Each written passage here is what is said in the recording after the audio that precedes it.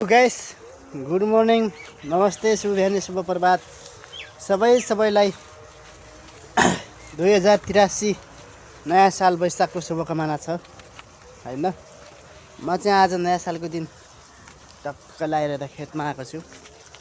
नयाँ सालमा हुन्छ नि त्यसो किसानको छोरा भए चाहिँ यसो खेतमा सुरु नै गरिदिउँ भनेर यहाँ चाहिँ केला बुटेमा पाकेको रहेछ गाइस।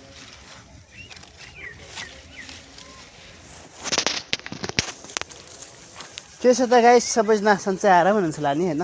म पनि सन्चै छु, ठिकै छु। नयाँ सालमा सबैलाई राम्रो होस्, नराम्रो कसैले पनि नहोस्, हाँसी खुसी हैन। नयाँ साल मनाएर जाँलस्टी खाएर झै झगडा कोही पनि नगर्नु होला हैन। एकदम रमाइलोसँग नयाँ साल मनाउनु होला।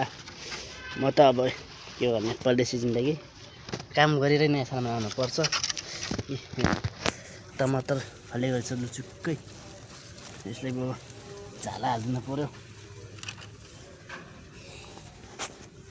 नयाँ सालमा चाहिँ आलु खाएको छु। नयाँ फलफुल खाइयो, नयाँ फलफुल खाइयो नयाँ सालमा। मिठो रहेछ।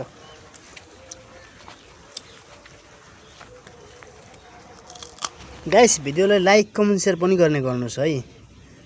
अनि युट्युबलाई सब्स्क्राइब पनि गर्नु होला सबैले है।